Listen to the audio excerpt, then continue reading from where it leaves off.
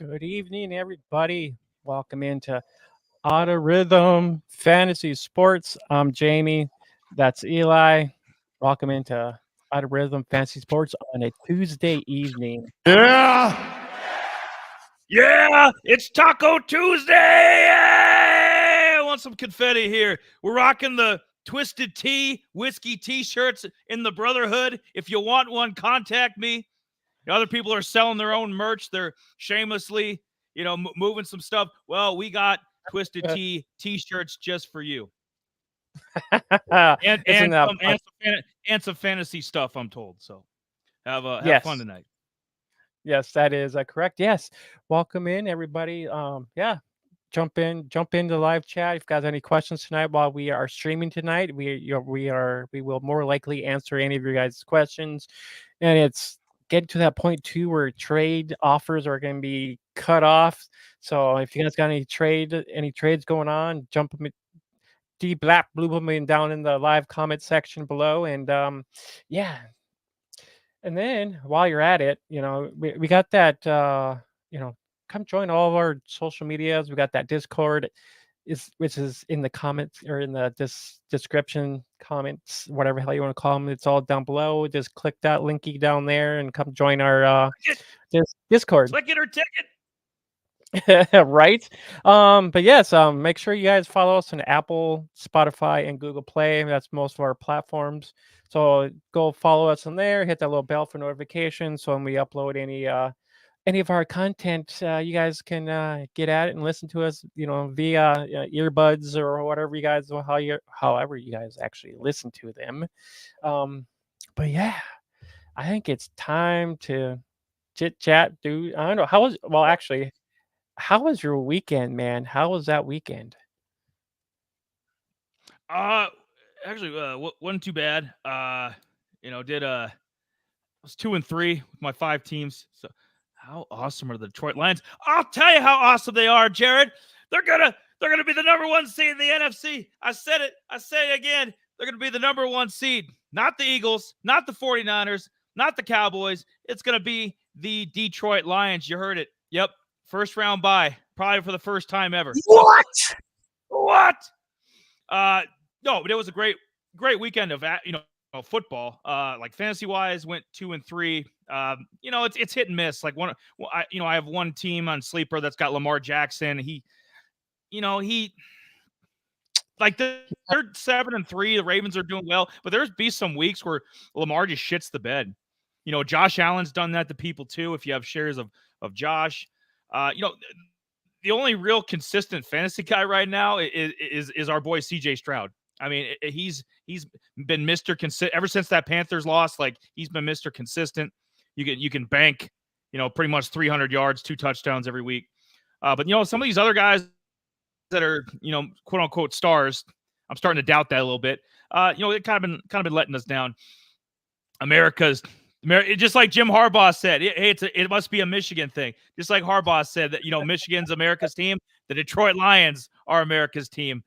What do you think about that? How about them Lions, Jaymie? Ain't no Cowboys no more. No. Oh, it's not funny. No, that was the game I was kind of I actually went back, kind of watched some of the highlights, and man, I mean, the Lions, man, that game.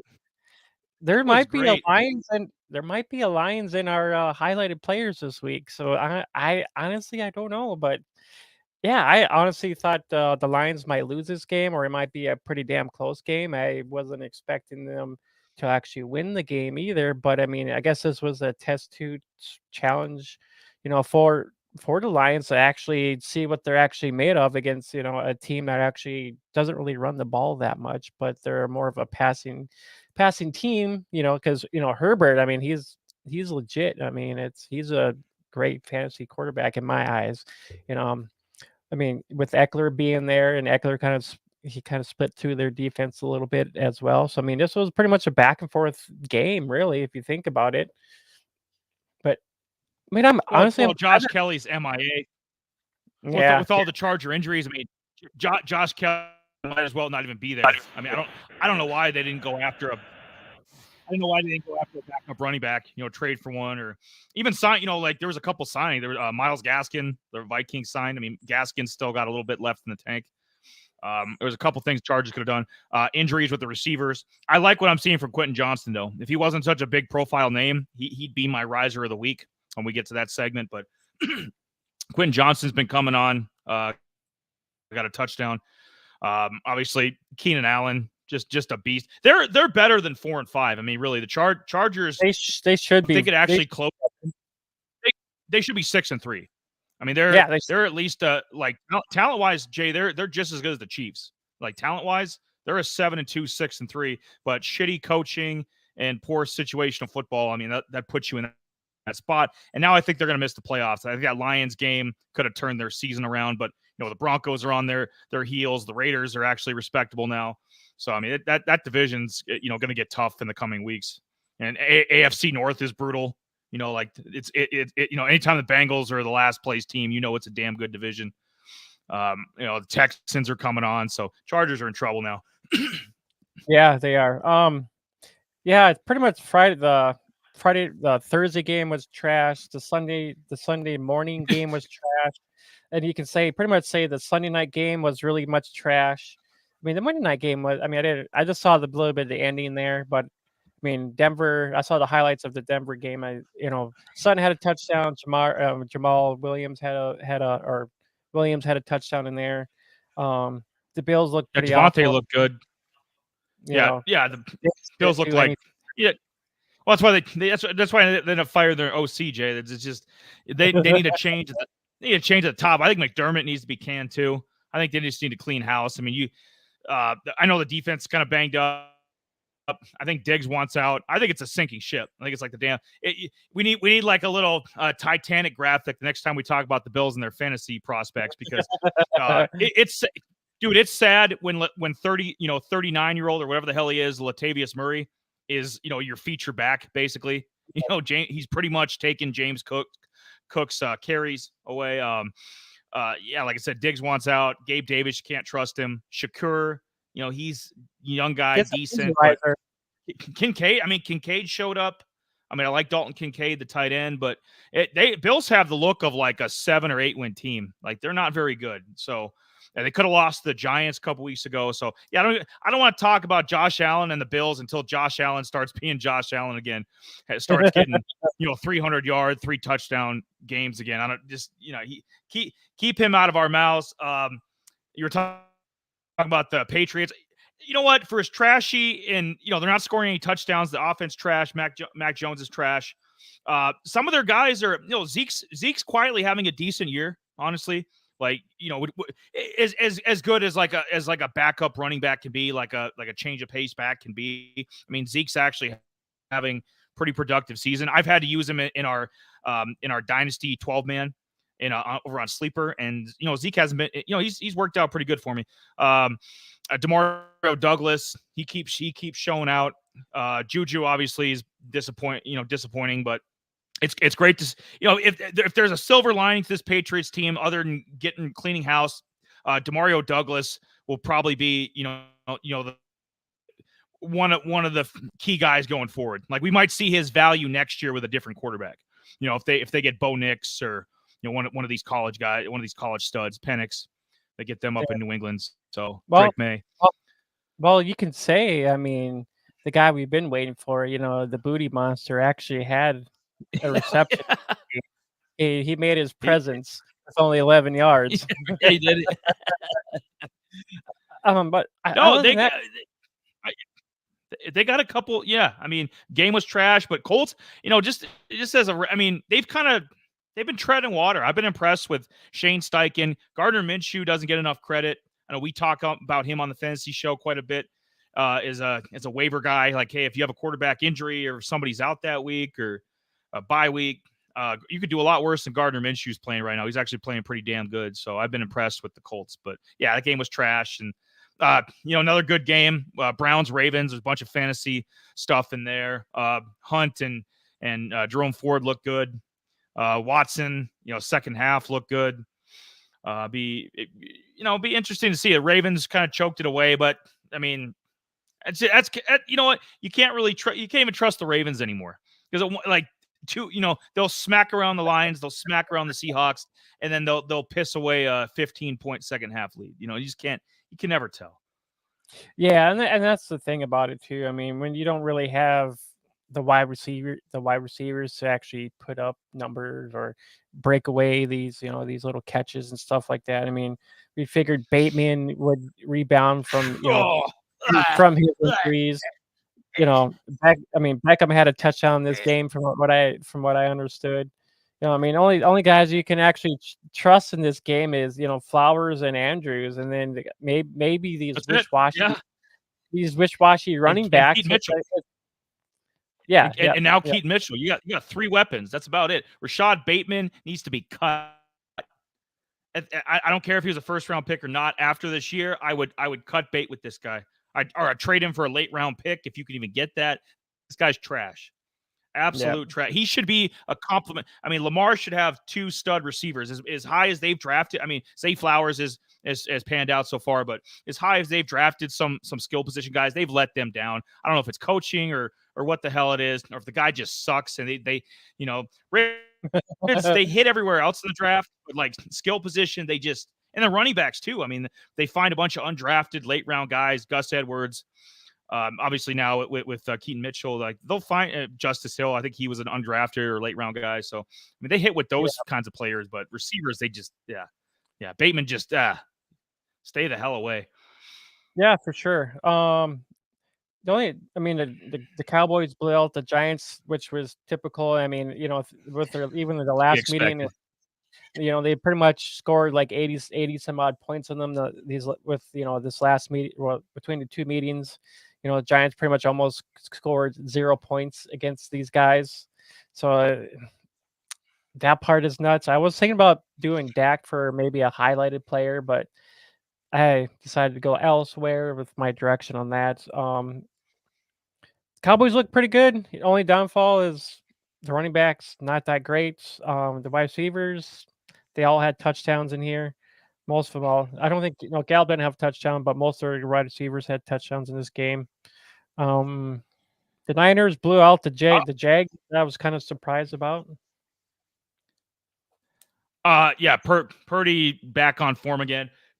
Trevor Lawrence. Yeah, I mean, there's some weeks he's another inconsistent guy. Some weeks he looks top 5. Other weeks he looks top 20. So you don't. He's another one of those guys you just. But like I have shares of him in 2 of my leagues, so it's like I'm pretty much tied to especially in Dynasty. You're tied to the hip to this guy. You're like, I need him to produce. I need ETN. I need, Zay Jones. I know he's like their third, fourth receiver, but I mean, that hurts too. He's a knucklehead. Well, he's going to be pretty much. Yeah, he got arrested. And with his legal shit going on, he's probably going to be out the rest of the year.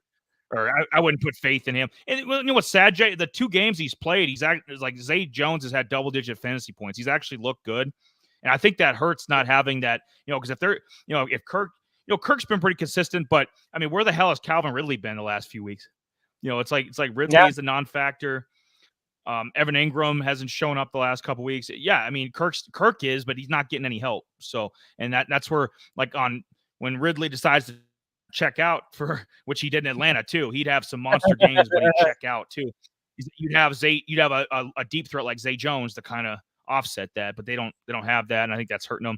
And then too, with the Cowboys, they're making that running back decision pretty damn easy for Jerry and McCarthy and those guys, because I'm not, dude, I'm not giving another contract to Pollard. I'm not going to give him the franchise tag again. I'm not giving him another contract. I'm letting him walk, because and then I'm taking my chances. I'm taking a second or third round guy and going with Rico Dowdle as my complimentary back. Dowdle's not a feature back, but he's, he looked good. That's why we're going to have him in a lot of the waiver stuff coming up, because Dowdle, 12 carries, 75 yards and a tutty.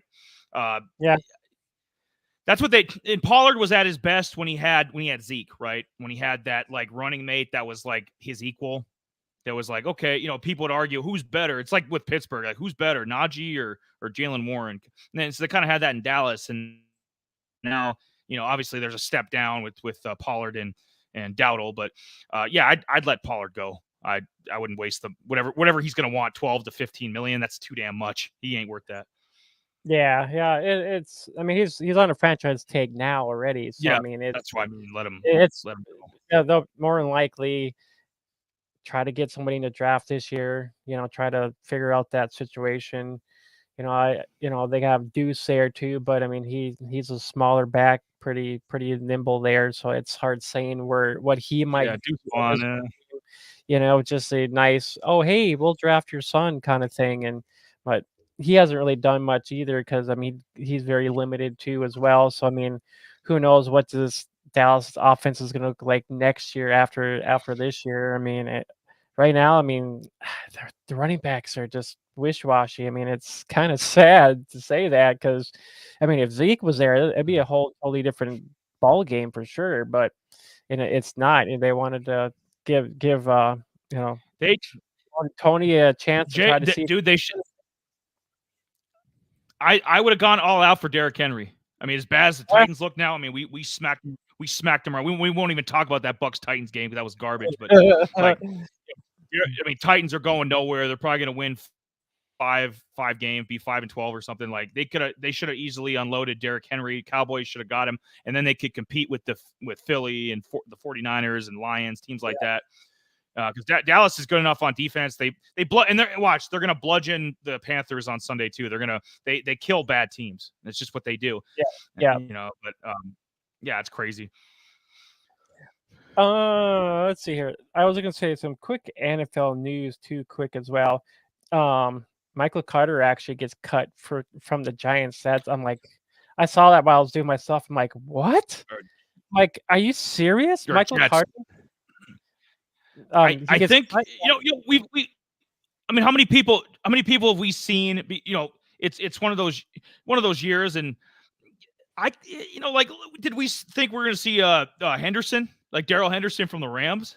I mean, he was MIA for half a season, comes out of nowhere, starts. It's like Darrell Henderson never was cut last year. It's like he's been the Rams running back straight through. Can't even tell. So him and a couple other guys, like how many times was James Robinson signed and cut, between the preseason and earlier in the year? Michael Carter's better than all these guys. So Michael Carter's going to get another chance. And Bengals, maybe backing up Joe Mixon. I heard rumors of that. I'm like, because Chase Brown's out for the year, I believe. And some of their other backups, they just haven't been the same since they let Perine go, since he went to Denver. And I think Michael Carter in Cincinnati would be great. I think they could definitely use that as a change of pace to Joe Mixon. I think he'd be better with the Vikings. So I'd hold on to him. Our reason for bringing him up, Michael Carter, if you have him in Dynasty, in a deeper league, like I said, don't cut bait with him quite yet. If you're in a 12-man and he was on your bench and you were hoping he'd do something, he's probably not. He's probably free agent. But if you were in 16-man or something and he was on your bench, I get it if you got to move on from him. But in a big dynasty league, I would definitely keep shares of him. Keep him steady on the bench, because if something happens to I'm thinking Cincinnati, something happens to a Joe Mixon, then you run out and he's already on the roster, slide him in. And he had some really good games for the Jets 2 years ago, before Brees got there. So, and I think he had almost 1,000 yards. I'm not, 1,000% sure on that, but Michael Carter is good. He's decent back, man. For some of these guys that have been signed, like from off the scrap heap, like Michael Carter is probably the best of them. Yep, Michael Carter should go land with the Vikings, where he can actually just take over that whole role. Vikes, yep. I mean, yeah, that's probably good. He might be better than Madison. He might be better than Madison.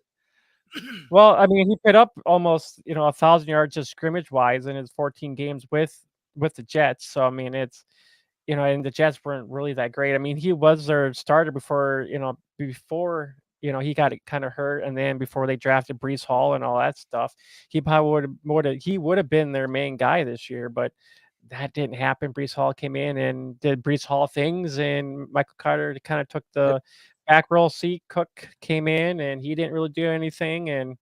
But now Actually, I should have actually brought up Israel Abanikanda because he's the guy that's next behind. He's the guy who's actually in this role behind Brees Hall now, which was a fifth rounder from Pitt, which he's not bad either. I watched some highlights. Actually, I think it was this summer. I think I watched some highlights of him. No, and another guy that if he's on your they call it taxi squad or practice squad, whatever your league refers to it as. If you've got him on that, you might be able to bump him up towards the end of the season because I mean we both agree Dalvin Cook is shot. Like the tread is off those tires. Like Dalvin, the rest of the year he's basically just collecting a paycheck. And Brees is great, but he's always one carry away from being out for the year. I mean Brees.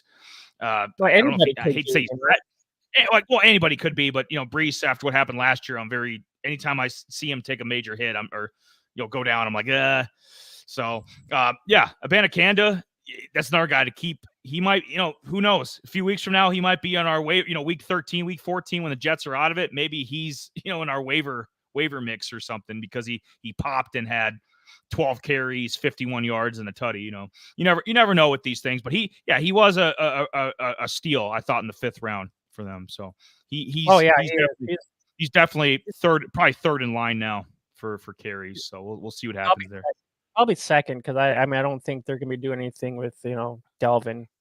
I know Delvin was kind of like angry because he's not getting any work in, but they're a losing team, and I think they're because you're done.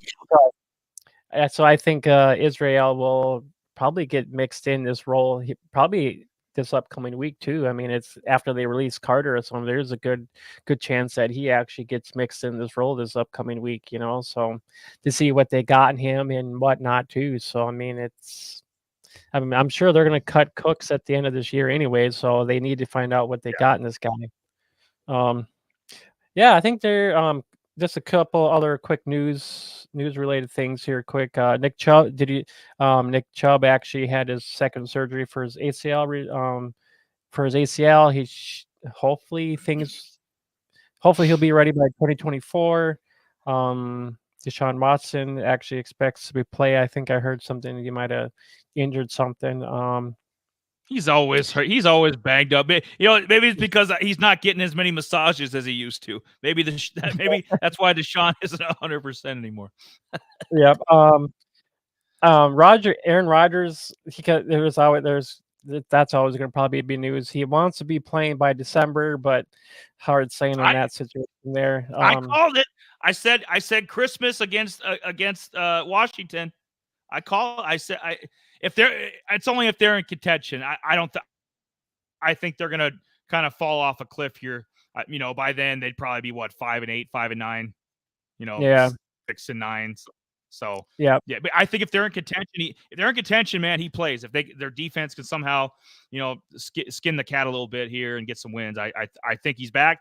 And that's why I said it's not a dumb idea if you're in a deeper league and you want to pick him up, put him in the IR, year to year, or keeper league. I think Rodgers will be back next year. It's not a bad move. Kind of thinking ahead. Yep. See, Mac Jones is probably going. Mac Jones is probably done. So Zappy might be the starter after their bye week after things. So I mean, it's a good chance that you probably dropping Mac Jones here before too long.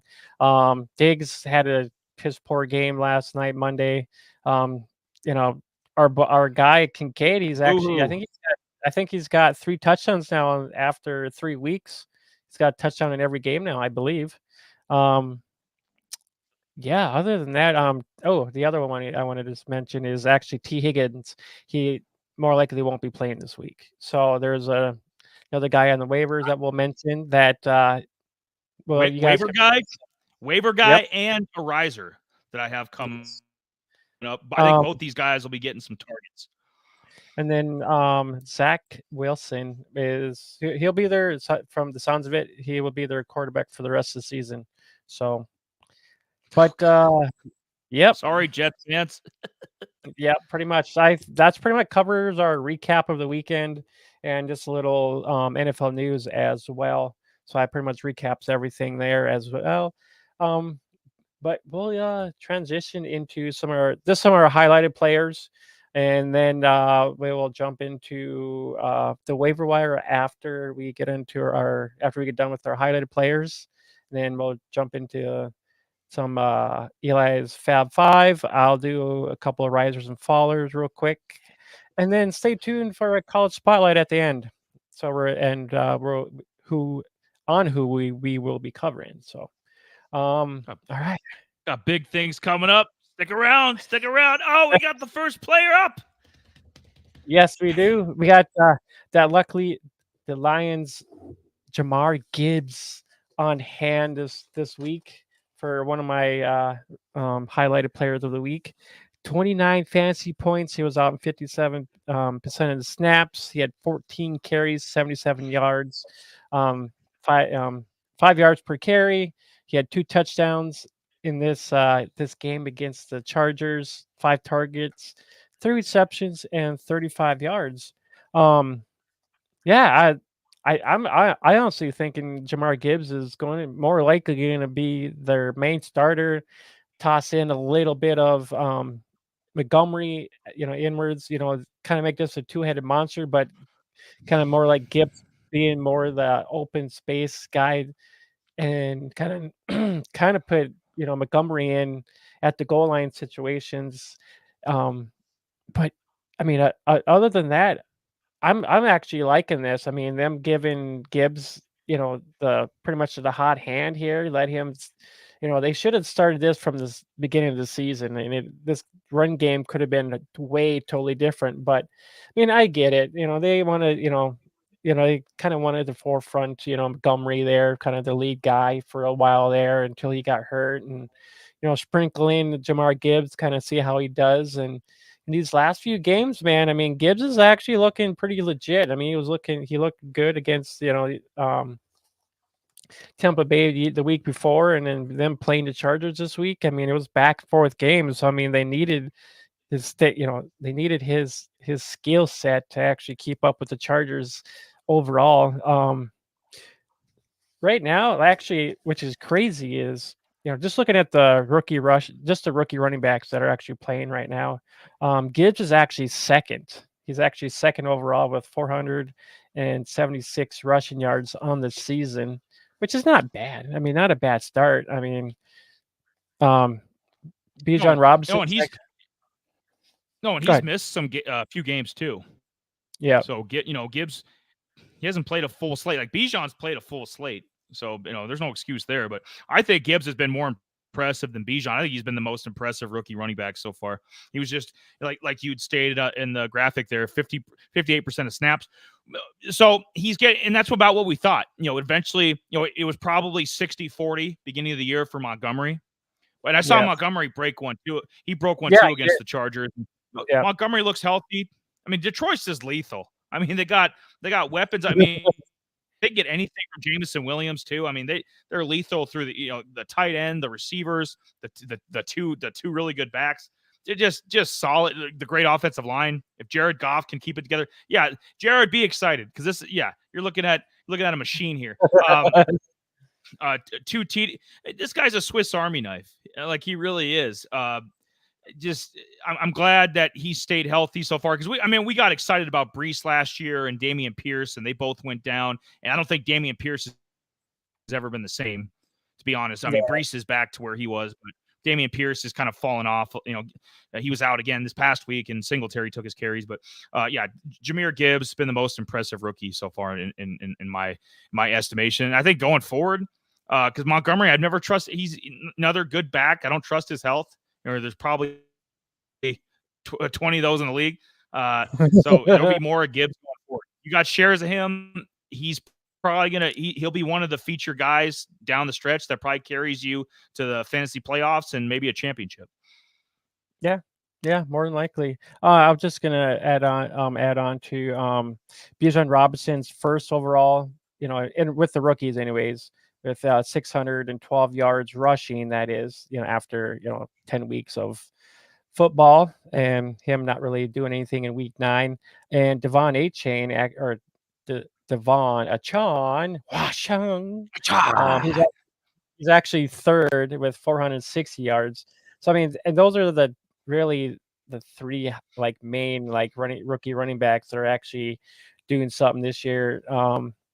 But far as rushing touchdowns so far, he's actually got 4 rushing touchdowns. Gibbs has 4, which is, good for 2nd out of the rookies, and, Devon actually has 5 touchdowns on the season, which he is 1st in that with the rookies.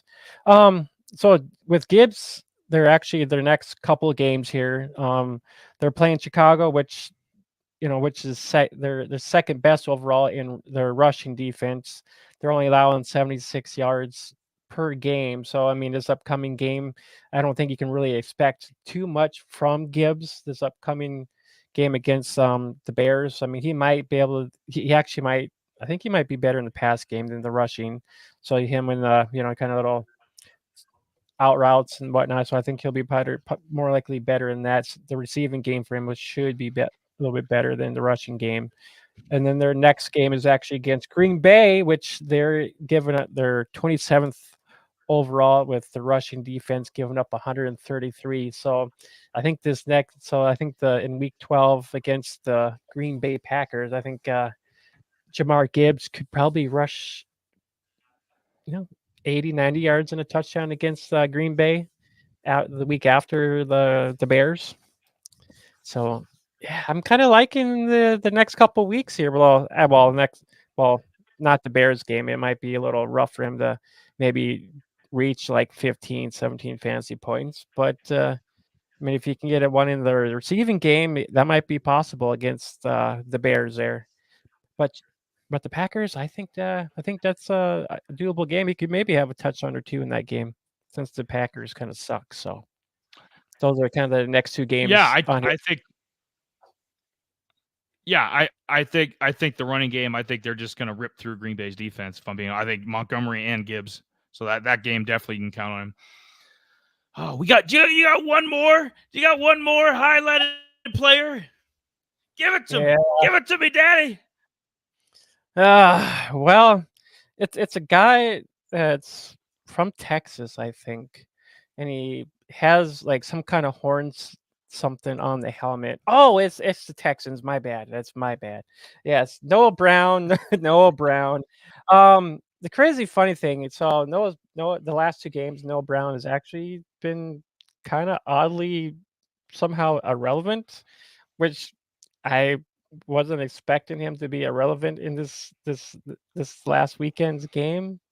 So, I mean, he put up 25 points. He was out 75% of snaps, had 8 targets, 7 receptions for 172 yards. That's, good. He was which was an average of 24 yards per catch. So I honestly, I don't know where this actually came from. Well, I know where this came from because Nico Collins was out and they had nobody else to fill in, and ta-da! Noah Brown to the rescue. We should have a little Batman signal or something. But Yeah, yeah, no, dude, it came out of nowhere. I thought it would end. I thought it'd be a one game because there's a bunch of chief receivers that do this. MVS does this once a year where he'll have this like 123 touchdown game, and then people oh, he's capable of doing that, and then he disappears the rest of the year. So I thought Noah Brown would do something similar, because Nico Collins was out. I'm like, okay, so and then but the way Stroud is moving the ball around, I mean, everybody's getting involved. Their offense, I mean, Singletary 150 rushing yards, and then I think probably close to 500 yards total offense, maybe over that, with all the everything included. Just impressive against the Bengals. And Noah Brown, you know what? The hell with it. I'm gonna, we'll probably talk about him at waivers because, fool me once, fool me twice. And now I think going forward, we're gonna have to take Noah seriously. If Nico Collins is questionable again, because I think he's questionable for Week 11. If Nico is questionable again, Tank Dell's going to get his. Too good not to. Dalton Schultz will probably get his as well. You're going to need that third guy through the air. And right now, it's not Robert Woods. It's not Michi. It's Noah Brown. So I'd keep rolling with this. Very, very impressed. You're Dallas. I mean, this was your guy. I mean, did you ever think he was capable of this, like when he was the No, Cowboys? I mean, he was one of the guys that he'll get a touchdown or two, just these little small yard dump off ones that 20 yards out or something like that. I mean he was pretty much their wide receiver 4 if they needed. I mean he just kind of came in and plays here and there, just to relieve some guy, some of these guys, and he only had a couple touchdowns. I think probably 3 or 4 touchdowns in his whole career with Dallas. So I mean he didn't really have a whole lot. I mean he had a few chasers here and there. I mean, they actually were playing. I mean, the only reason why he had Noah Brown actually had a good game is because Cincinnati gives up 263 yards a game in the receiving department. So, which is probably why Noah Brown had a pretty good game, and Shroud was just going off on these guys. Um, and the previous game before, they against Tampa Bay, he put up, though Tampa was actually giving up 285 yards in the passing defense. Their passing defense was giving that many up, which was 31st worst in the NFL. So, which is why he had another good game the week before. But now they're actually playing Arizona. They actually play, so they're actually giving up a little bit less yard wise, like 228 yards per game, which is actually 11th best. And so I don't really see him actually having another 100-yard game against Arizona this upcoming week. But maybe 80 yards, 75 yards, maybe a touchdown in there. I don't see him going off for what he did this last couple weeks where he's been ripping off 20 some odd points.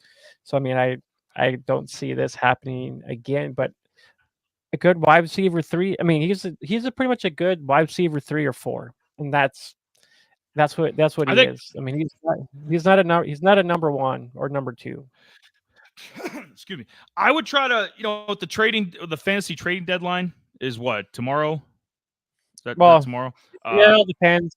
It all depends on your league. Some of them are maybe some of them might be this week, some might be next week too. So these next couple weeks, week 11, week Let's 12, Yeah, let's say a majority of them are tomorrow. If you still got time tonight, because my imaginary watch says it's 7:55 Central Time, I'd try to ship him out. While he's got value, he's blown up the last couple games. I think he's going to have one more monster game against Arizona's junk. They can't. I mean, what?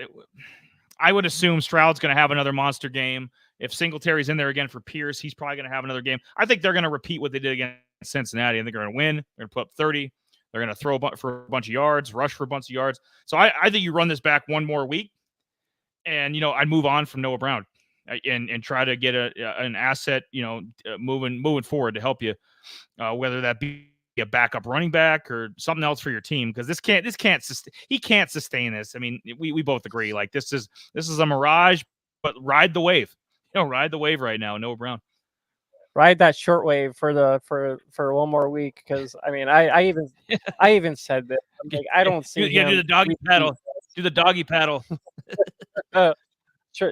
Short strokes, not the long strokes. Yeah. That's what she said.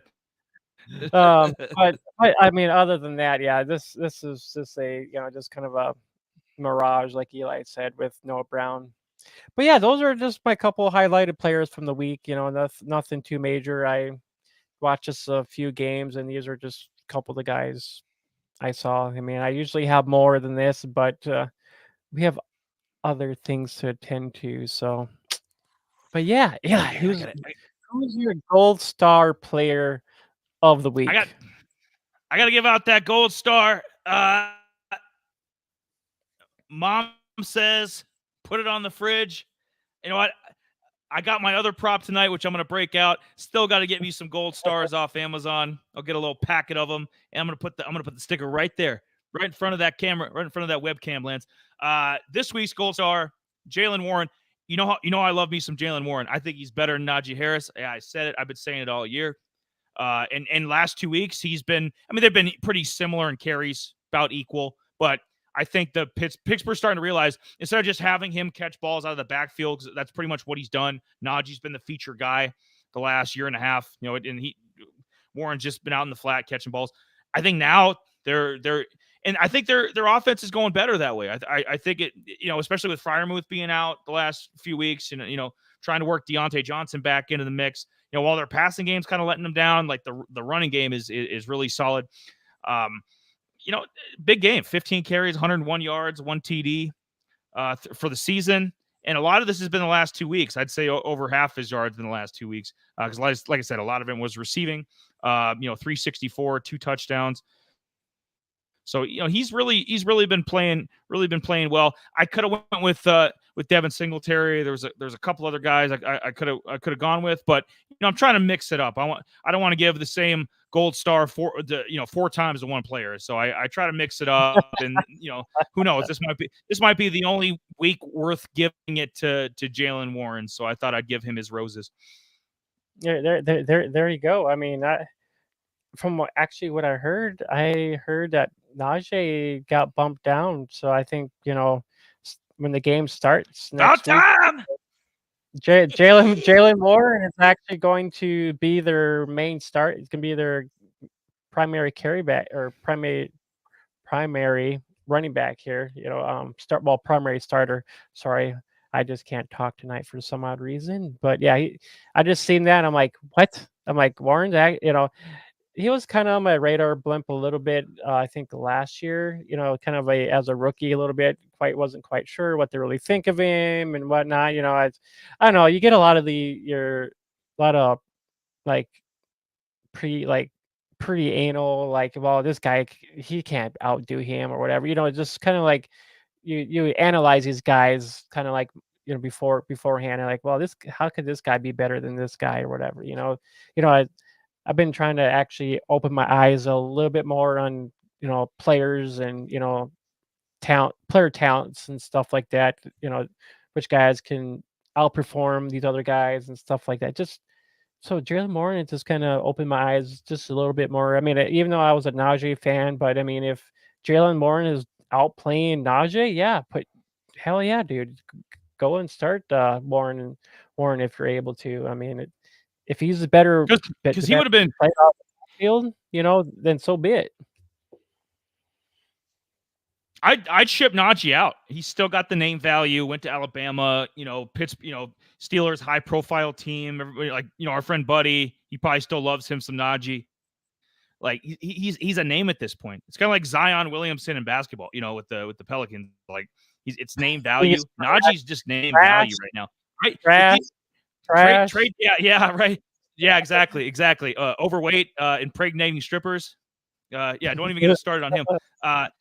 But I was going to say, I did screw up a stat. I put on the bottom, I put week 9 stats. It should say omit that. It should be week 10 stats. Jay said he was struggling talking, and I messed up the graphic there. But yeah, week 10, and then those are his season totals. But yeah, I would move Najee and trade him, and Jaylen Warren. He's durable, man. He was durable in college too. So I like his prospects going forward if you have shares of him.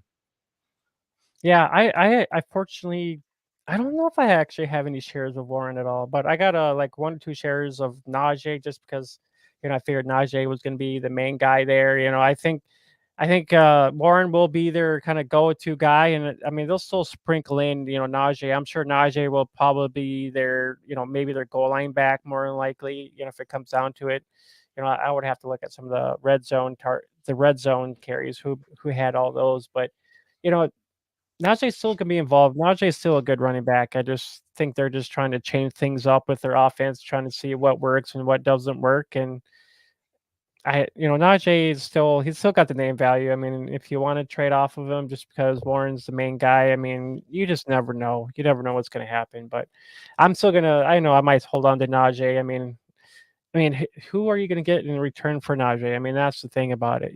What, a Singletary? I'd rather have Najee over Singletary. I think you could get a pretty decent receiver haul for that. You know what? Josh Downs for sure. I know maybe I'm underselling it a little bit. Maybe you get a little more, but at top of my head, the person I think of is Josh Downs for Najee, and maybe they throw in a backup tight end with it. So it's Josh Downs, maybe a McBride, like I don't think McBride, Downs for Najee, or I don't know, maybe straight up. Maybe like I said, I Yeah, this is I just don't off the think top of he my head. I can. didn't do anything about it. It might be Downs for Najee straight up. Maybe that's a fair deal. Maybe hey, we'll get some interaction from some people. Wake up, wake up. If you have any thoughts on that, you know where to find us. You know where to find us. Discord, Twitter, all the good places. DM us. That's a good question. Especially with the trade deadline coming up. I wish we were doing another show tomorrow because we could talk. The fantasy trade deadline. Who, and you guys could get in with some moves. That would. But yeah, that'd be an example of some guy that's going to be phased down, and we know that Josh Downs is on the rise, and that might be a fair trade straight up, and then or maybe you get lucky, get something else with it, get a McBride or somebody on that level. Yeah, for sure, for sure. I think that's Speaking enough of Jaylen Warren talk. Yeah. That's more than enough. Jaylen Warren. We'll be getting some love from some Jaylen Warren fans or some Steeler fans. They'll probably want to me to. I'm going to dedicate a whole thing to Jaylen Warren. Maybe not. I don't know. I know that Tanner Hudson's about to get some love. He's my player on the rise. He's been around the league most of the time. I try to keep this segment to like first-year guys, second-year guys that people haven't really heard of yet. We did Pierre Strong, we did Jake Bobo. We've done a couple guys on that level. Another guy I was thinking about doing was DeMario Douglas, but I mean, I should have because he's blowing up right now. Doing something with that wretched New England offense. But yeah, week 1 through 8 for Tanner Hudson. He had 6 targets, basically 6 targets, 4 grabs, 48 yards, like nothing. And that's pretty much been the story of his career. He's been a practice squad guy or, an inactive guy. Maybe if you carry 3 tight ends, he's been the 3rd tight end or a backup at best. He won a Super Bowl with us, with Tampa back in 2020 as a backup.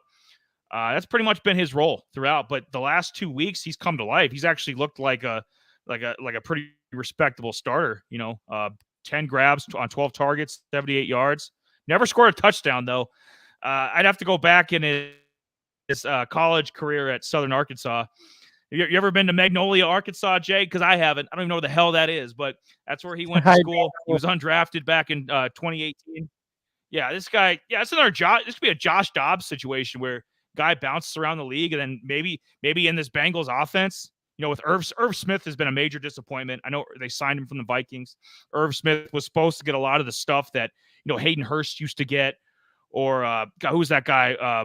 C.J. Uzomah, the guy that signed with the Jets a few years ago, that used to be their starting tight end.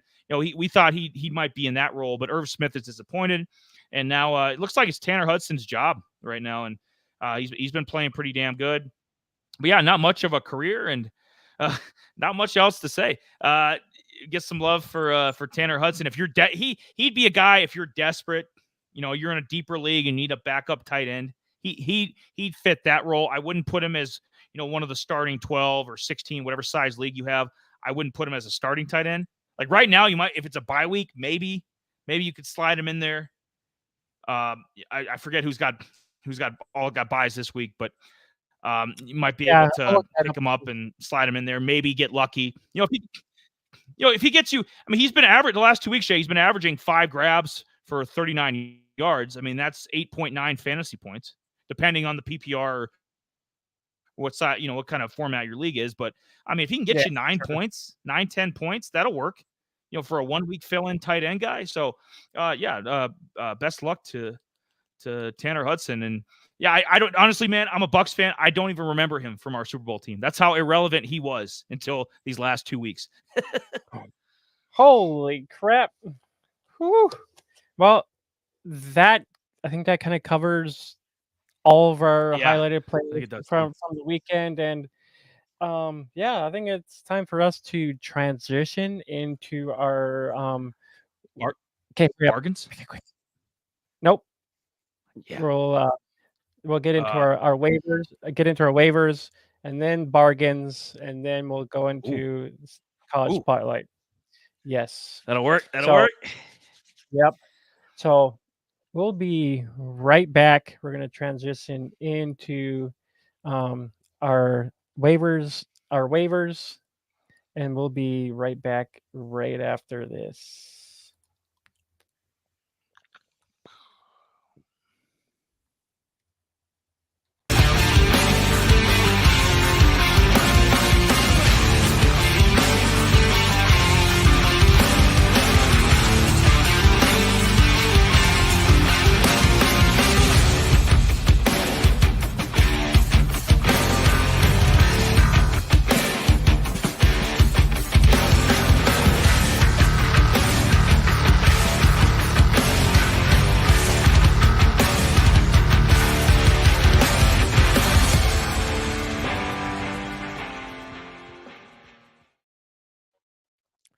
Well, hey guys, welcome back into Algorithm Fantasy Sports.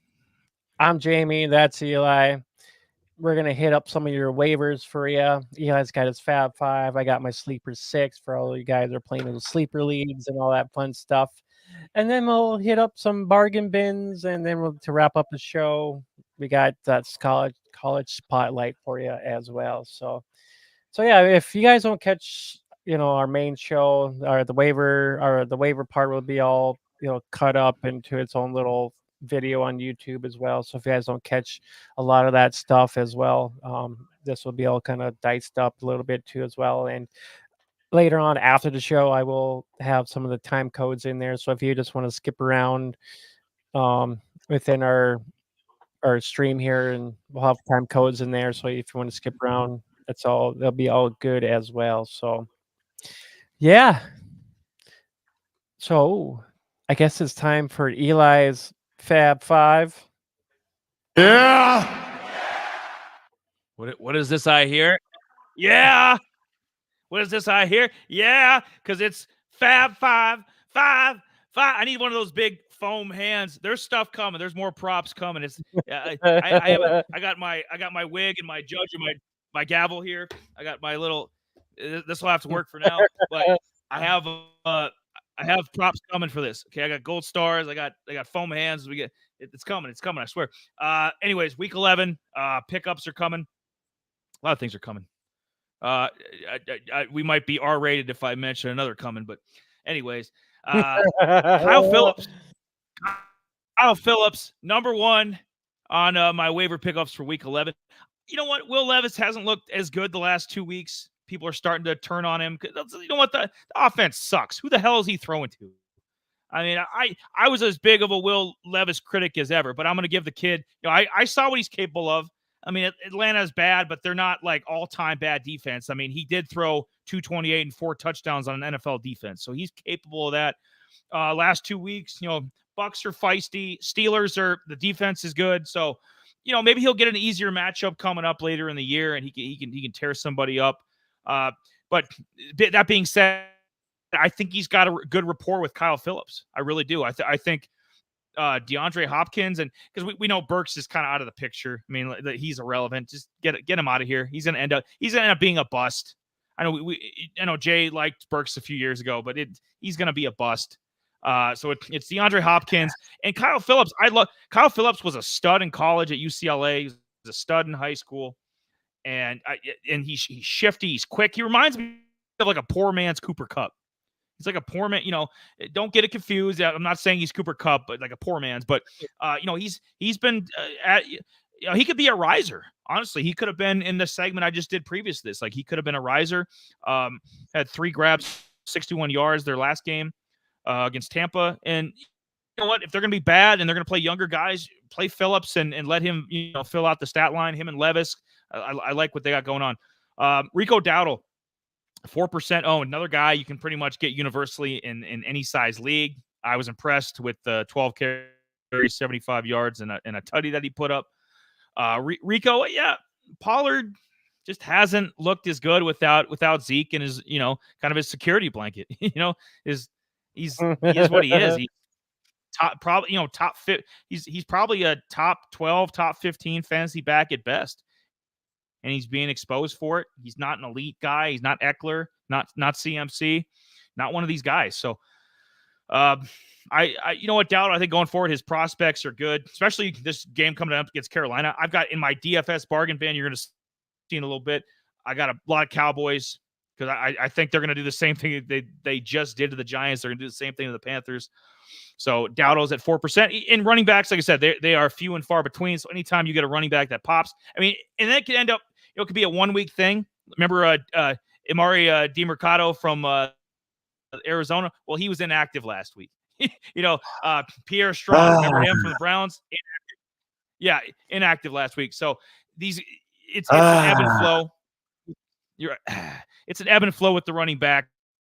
So just take it. But Keaton Mitchell, he's been consistent for 2 weeks now, and now that might end up being a great pickup for a team. So, Dowdle can go one of two ways. He can go in the Keaton Mitchell direction, or he can go in the DeMercado direction. Ty Chandler, I got number 3, 9% rostered. Worth a shot. Hell, if they're willing to sign Myles Gaskin, Cam Akers out. Yeah, exactly. Michael Carter, if Michael Carter doesn't, I don't think he's going to sign this week. I could be wrong. Maybe Thursday. Who knows? But I would assume that it would take him a week to get to the playbook if the Vikes do sign Michael Carter. So for the short term, Chandler's going to be getting some touches. And Madison, I think he had a concussion. I thought if I had that right, I wasn't watching all that Saints Vikes game from Sunday, but I thought Madison had a concussion. So he might be out this week, and then, Chandler's getting feature back.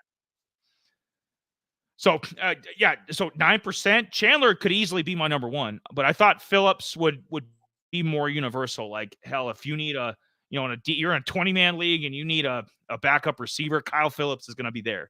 Just Chandler would not. Chandler's probably not even available in 16-man. Like, it's probably 12 and 10 that you could probably, or 14, you could snag him up, but I got him at number 3. Number 4, Michael Mayer, 10%. You know what? He got his first touchdown. Yeah, I like that. Michael Mayer, Michael Myers, one in the same possibly. We've had him featured. We had him featured as my riser. Yeah, this will just be his theme song. Yeah, it's just gonna play the entire way. He's gonna be my riser. I've had him on here before in waiver pickups. I think this is the second or third time I've had him on here. He's worth it. He's worth a shot, man. Like he's going to be he's not as good as Laporta. He might be just as good as, Musgrave in terms of rookies. So might be on that level of guy. And Musgrave's been picked up in a bunch of leagues. So I put Michael Mayer on that same level. You need a backup tight end or a 1 week fill-in buy guy. He's perfect for that. And then number 5, I put Michael Gallup. A couple different guys I could have put here. I was considering putting Darnell Mooney back again because I know Justin Fields will be coming back. That would give probably Mooney more targets than what Bajik can get to him. But you know what? Gallup right now, I know he's the number 3, but the way Dallas and what they're going to do to Carolina, Gallup's another guy. You got a bye week coming up. You need a 1 week fill-in guy. I think the way Gallup's been playing I think he's had a couple double-digit fantasy games the last couple weeks. So, he's really coming on. I know Cooks is ahead of him in the depth chart and targets. I know Ferguson is. I know obviously CeeDee Lamb is, but I don't think that's a terrible spot to be the 4th option in Dallas right now. The way Dak's chucking the ball around. So 15% owned. I got Gallup at 5. Those are my Fab 5. Say it. 5. Ooh. Yeah. Other than that, not a bad list at all. Not a bad list at all. I like the Chandler thing going on there. Myers not a bad. I mean, if O'Connell is targeting him, yeah, why not? I mean, not a bad option. He had a touchdown too as well, I believe, this weekend. Michael Gallup, I'm kind of wishy-washy on that. I think it's just going to be intermediate with Gallup and Cooks.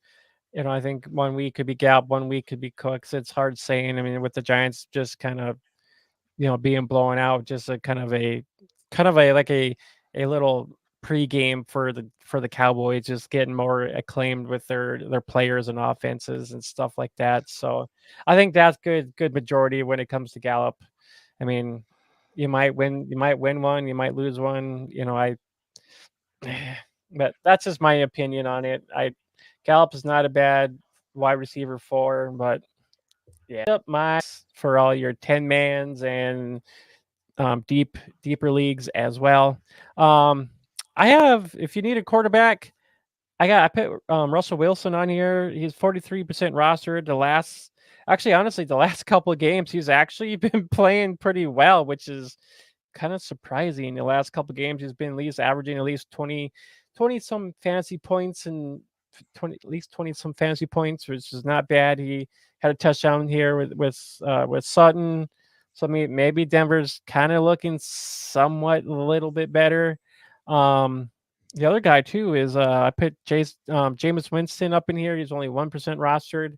I know, even though the Saints are on bye, there's a good chance we'll see um, if he returns from his I think it's a soldier injury he had. So Jameis Winston could be a guy you could probably pick up just in case you need one. I'm not sure what's on your waiver wire, but these are guys in my leagues that I've kind of overseen that are widely available. Um, Winston is actually he had two touchdowns this last weekend, and honestly, I think Winston could be a little bit better with than Carr since Winston's been there the last few years and kind of understands the offense and stuff like that. But they play Atlanta this upcoming week, or after their bye, they play Atlanta. I got Rico Dowdle in here as well at 2% rostered. Yeah, he actually had a pretty good game. He had 12 carries, 79 yards, a little bit better than, that Tony Pollard dude, whatever his name is. I think he's just going to be a snap of a finger, and you did not even know who he was anymore. Then so I got Elijah Moore up here at 3% as well. He's actually been averaging, between 6 to 7 targets a game, and he actually had 5 receptions, 44 yards, and a touchdown this last weekend.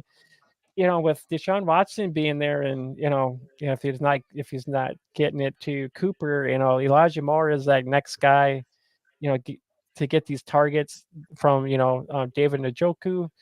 But yeah, I mean, Elijah Moore is getting, if he actually is, he's getting 6 to 7 targets a week. So I mean, if he's out there, I think take a look at him if you need somebody. And I have Trent Irwin, he was actually 13% rostered. He was actually out in 81% of the snaps. So those guys that have T Higgins, go out and snag up Trent Irwin just for a replacement until Higgins comes back. He had 2 receptions, 54 yards, and a touchdown in there. He saw 4 targets here this last weekend. And then I have Rondale Moore. He was only out. He's 20% rostered. He saw 8 targets, 5 receptions for 43 yards. I think with Murray being back, I think Murray will be actually targeting, a little bit more, because they've actually had that rapport together from the year before, and then sprinkle in a little Wilson and then Trey McBride. So if you need somebody, I think Rondale Moore is a good kind of a wide receiver 3 if you need one to further the next upcoming weekend. Yeah, real thoughts. Got some thoughts. Yeah, I was just gonna preface it too. So Jay does a variety of percentages owned, just as a guide point, because I should have mentioned too. I go under 20%, so I'm looking for like the deep cuts, looking for like the any size league, 10, 12, 14, 16, 20, whatever size league you're in. Hell, if you're in a 24-man league, you can find these guys. They should be pretty universally available. Jay kind of mixes and matches, which is good. You can kind of see somebody like Russ, who you're going to have a harder time finding, obviously, and mixed with somebody like Jameis. I mean, Jameis you could easily get, especially hell, my thoughts, like Russ is playing a lot better, like just on these individual players. Russ has been playing a lot better. If he's available, yeah, absolutely. Like Russ is a damn near a every week starter. Depends on who you got. Like, an example, like if you got Geno Smith, like that's a debate, like Geno or Russ. I mean, it really, that'd be like, hey, it depends on the matchup. Like they're pretty even, in terms of where their standing is right now. So Jameis, Derek, I think Derek Carr is trash. I don't care what they signed him to. I don't care what he's done and what he's not done so far this year. He's trash. Jameis, I know he threw 2 picks, but he came in there and gave the offense a little jolt. Jameis is still capable. I mean, people forget the guy threw 5,100 yards in a 16-game season once. And he threw 30. I know he threw 30 picks, but he threw 33 touchdowns. Like, he's capable. I mean, with the big play guys they got. I mean, I didn't see Chris Olave doing a lot of this stuff with Carr. I didn't see. I guess Shaheed maybe, but these deep threats they got. That's what Jameis does. He can bomb it out 60 yards, and we can see a lot of big plays from the Saints offense. I think they should roll with Jameis going forward with the defense they have. As long as he doesn't turn the ball over, which is asked a lot, but hell, Jameis is worth kicking the tires on for sure. Rico Dowdle, we mentioned him earlier. Elijah Moore, with the Peoples Jones trade, you'd assume that he was going to be getting more targets, but we'll see if Watson's health. We'll see. We know Njoku's going to get his. We know Amari's going to get his. So we'll see if Elijah is the third option in the passing game. Maybe when Deshaun gets fully healthy. Trent Irwin, I like him, and the Hudson, the tight end we mentioned earlier. I like both those guys while Higgins is out. So I'd roll with them, and then once Higgins is back, then I wouldn't go with either of them because they don't have any value. So probably be another week or two of that. So Irwin, if you're desperate for a receiver, absolutely deeper league. And Rondale Moore, he always finds his way back into these waiver conversations, doesn't he? With Kyler being back. Yeah, with Kyler being back, Rondale was one of his favorite guys, from especially the last couple of years. So before Kyler got hurt, so Rondale probably has more value than he did under Josh Dobbs or Toon or any of these other guys. So yeah, sure. Yeah, I like that list. Yeah, not bad at all. So if any of you guys are playing in 14 to 16 league, those deeper leagues, I actually got Kyle Phillips at 2% roster. Yep. He's only 2% rostered right now. He was actually out in 31% of snaps. 5 targets, 3 receptions for 61 yards. And yeah, I think Phillips was I think last year Phillips was a rookie last year. I think he kind of was hit and miss a little bit last year. I think he had a touchdown last year. He did. But he looked good, Jay. He looked good in spots with Tannehill though. So I mean, it's not just he came out of nowhere guy. I mean, he most had a decent rookie based on the targets he got. He had a decent rookie year last year, and Levis has got a big arm to get him the ball. So yeah, Kyle Phillips, absolutely. Yeah, for sure.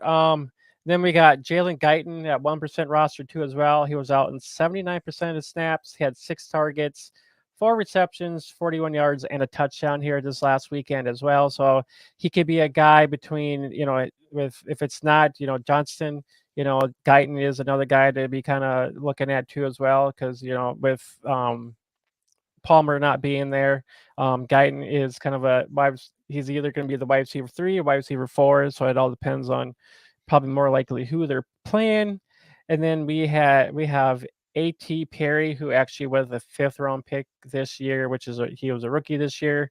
He actually came in and played in for Michael Thomas.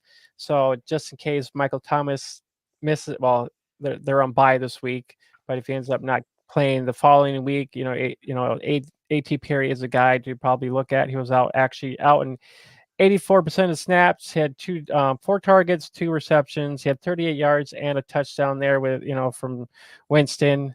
And then I have Deshaun Watson up in here as well at 65% rostered. I think I had him in my other nope. I think you brought it. No, I brought him up. I thought you maybe brought him up. We were talking about him or whatever, but 65% roster just in case some moron maybe dropped him just in case. Go out and snag him up, especially in deeper leagues because it gets slim pickings with oh, brother, this guy stinks! I don't know what the heck I was doing there, but even though he stinks, I was actually looking for something else. But yes, even though Deshaun Watson does kind of stink, it's you got to go out and get him, even though he kind of sucks. But I was actually looking for a different button, but I was looking for this button right here. We got Michael Myers at 16% rostered. It's our new Staples button. Remember Staples used to have the easy button. This is our Michael Mayer button. It is. Michael Myers. He was out at 88% of snaps. He had 5 targets, 3 receptions, 19 yards, and a touchdown in this game. But yeah, I know if you're just viewing us, Eli mentioned about Michael Myers and his Fab Five too as well. He's kind of seeing some targets. I was saying too as well. As long as O'Connell is the main guy there, he will be targeting him. It kind of be that blanket for O'Connell if needed to be. So not a bad guy to look at if you need a tight end for this upcoming couple weeks. I was gonna have a quick note on A.T. Perry. Sounds like Katy Perry. Maybe he can sing us a song. No, they've been pretty. It's been pretty evenly distributed. I know we mentioned it a few weeks ago on the show about the top 3 Saints receivers: Shaheed, Olave, and Michael Thomas. They're all within 100 yards of each other with receiving yards, so they're all having pretty decent years. So if A.T. Perry can kind of be the 3 and kind of get some of those targets, Michael Thomas is getting. I think Thomas, he's fragile, man. He's 30 and he's at injury history since his heyday.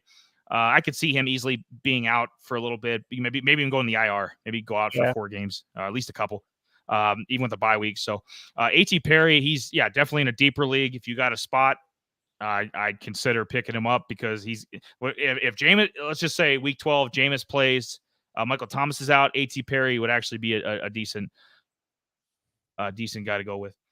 Yeah, and then I was trying to find some more people, but I actually got the Lions defense this weekend against they actually play the Bears, so not a bad defense to pick up against the Bears. So tear them up, right? Tear them up.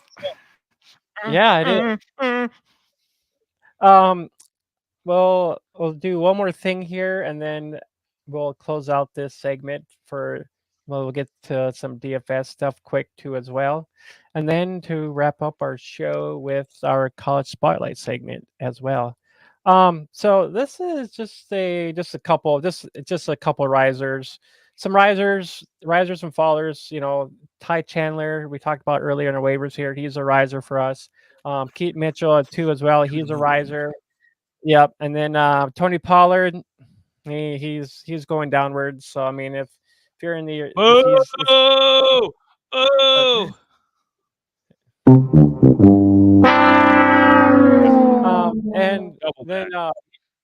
and then Bijan Robinson, he's a riser for us too as well. He's after the previous week of not really being involved or whatever the hell's going on with that freaking Falcons organization, not using him. So after this week, Bijan is a riser for us. So it's something a little bit different, and that actually kind of recaps like all of our waiver wire guys and a little couple of risers and fallers from us as well. So anything else real quick offhand? Any from the risers, fallers quick at all, or we're good to go? No, I'll probably have my own list next week, or at least have Jay maybe put it up for me. But these are kind of guys I would go with, and we mentioned various guys too over the past hour of like, okay, this guy's sucking right now, or hey, be on the lookout for this guy. He's been tearing it up the last couple weeks. I should have my own list too. I'll try to get four guys up there next week too, and get a couple risers, couple fallers. It's like the stocks. You gotta pay. People pay attention to the Dow. They need to pay attention to us because we got our own stock market here. So. Right? Yes, we should call it the algorithm stock market. Yep. the little elevator jingle thing they got. Right? Yeah, that would be hilarious. You're in a real bull market. All right, guys, that wraps up our waivers for the week, and we'll be right back after this with Eli's bargain bins. We'll be right back right after this.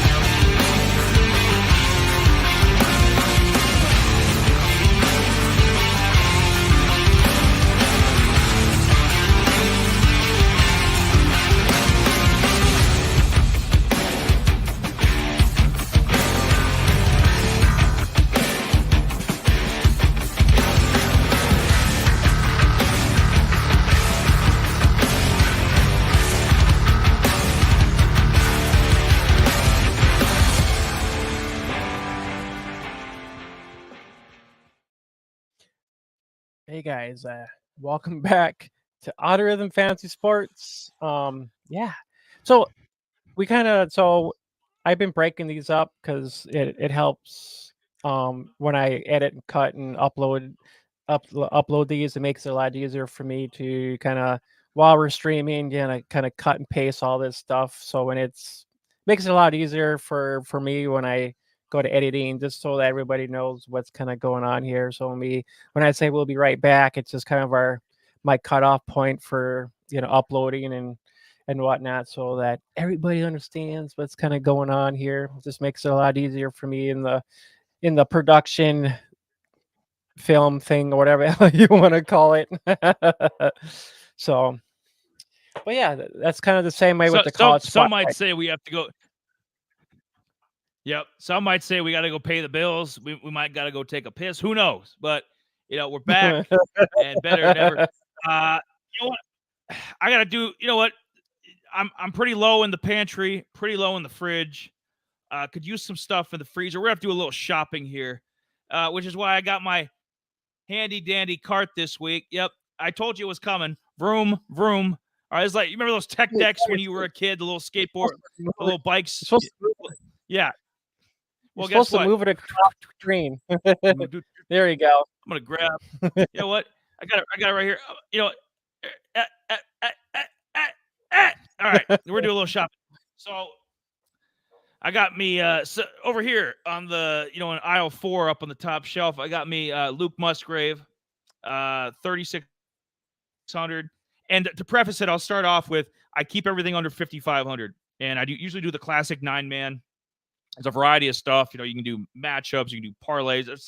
I love DraftKings. I wish they'd sponsor us someday because they got a lot of goodies over there. That's my personal favorite. Some people like FanDuel, some people like a couple other platforms to bet on, but DraftKings is just my personal preference. But it's under 5,500, so I'm trying to find you guys bargains so that you can go and get a CMC, go get a Tyreek, go build your team that way. You can't have 9 Tyreeks. Okay, if you're gonna go that route, you got to have some cheap guys, and that's what the point of the segment is.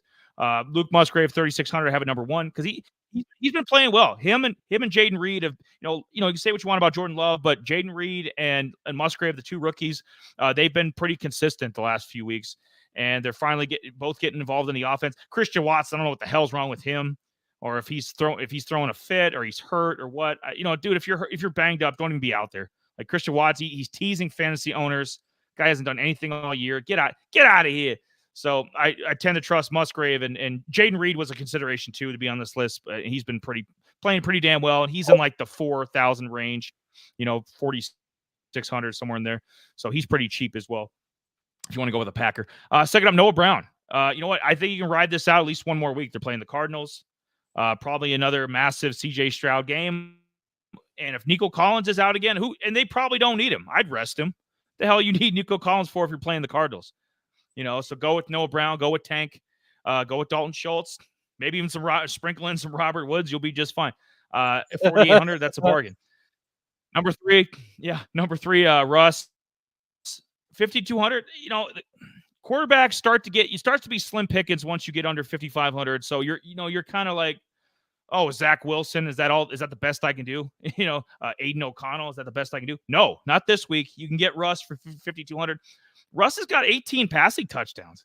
You know what I mean? Russ is having a deceptively good year. Like he's, I'd have to, I don't have it in front of me, but I'm assuming he's probably top 12 in fantasy quarterbacks, somewhere in that range. That's damn good to me. I'll roll with that 5,200 to start him.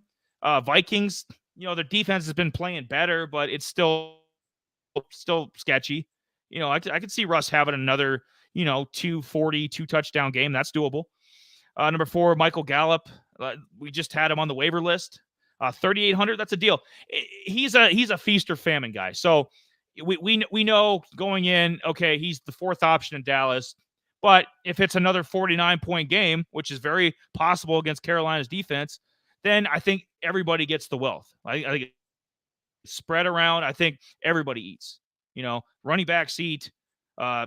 Ferguson eats. The 3 receivers eat. And I think even Pendershot, even the other tight end, he probably eats too. Like so, it's going to be a feast there. 1 week before Thanksgiving. Yep. It's like Zeke's back with the team again. Everybody's eating. And number 5, another Cowboy, Rico Dowdle, 4,600. I think it's a deal. I think it's Pollard hasn't been that impressive, and more or less it's the matchup. If it was like Philly or 49ers or some better team in the NFC, I might be a little more hesitant, or a better defense, I might be a little more hesitant to put all these Cowboys in there. But not this week. Panthers are trash. And Dowdle is going to have himself a game as well. Probably not 75 yards a touchdown, but hell, if he can get you 50 yards and a touchdown, that's a productive week. I'll take it for the price. And those are my bargain bin 5, and we're done shopping. The cart went this way, and now the cart goes that way. We're leaving the store. Miss Cashier Lady, check me out. Put on the well, I was going to put on the blue light, but the red light works too. Red light district. And we're gonna end this. Any thoughts? Yeah, Musgrave, no Brown, not bad plays. Russell Wilson, yeah, unless you got a better option. Gallup and Dowell, I probably wouldn't play Gallup, maybe Dowell for maybe just in case the Dallas gets up to unless Dowell if Dowell gets Dallas it's just smoking him and Dowell just tossing him in there, we can probably get a touchdown in there.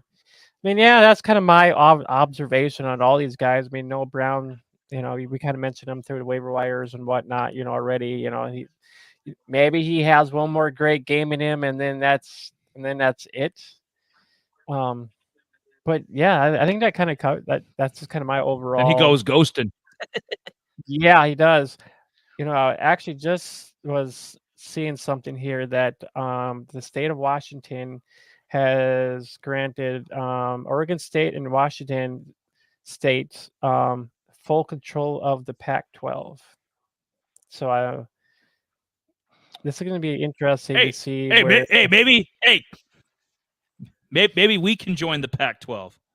It'll be Washington State, Oregon State, maybe Boise State, maybe the Dakota the 2 Dakota teams jump up a level. They get NDSU, SDSU, and then Out of Rhythm. That's the only 16. Everybody else wants 16-team, 20-team mega conferences. Let's do a 6-team Pac-12 with Out of Rhythm and those 5 schools. I'll roll with that. That's great, man. I think I was talking to my brother or something about that. Oregon State as a top 15 team this year, and they can't get a damn conference. It's a shame. It's a crime. I hope they beat Oregon. I do. I'm pulling for Oregon State now. They got done dirty, and I know this is completely off topic from our bargains, but with that news coming up, I just had to react because I've been strong against Oregon State got done dirty, so I'm pulling for them. And you know what? And maybe they will. In all seriousness, maybe they'll pull some whack teams. They'll pull Utah State. They'll pull Boise State. Maybe Fresno State. Teams like that, and just kind of put a coalition together. This would be a perfect time though if SDSU and NDSU. The 2 Dakota schools, if they were ever going to jump up a level, now's the time because you could easily get into a big conference like the Pac-12 and kind of rebuild it. And I think, I think that'd be great for our region of the country for sure. Yeah, it would. It probably would bring more prospects to us. Fill our stadiums up as well.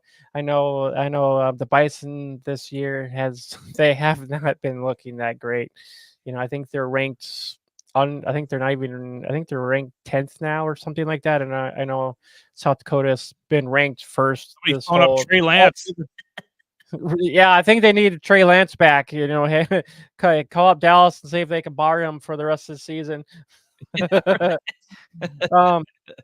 For sure. I think that kind of wraps up our Eli's bargain bins, and I think it's time for us to hit up our last little bit of the show here, and I think we're gonna hit up to that college spotlight. So we'll be right back right after these once again. So stay tuned, everybody. Don't go anywhere. Come in, join us for that college spotlight segment. So we'll be right back.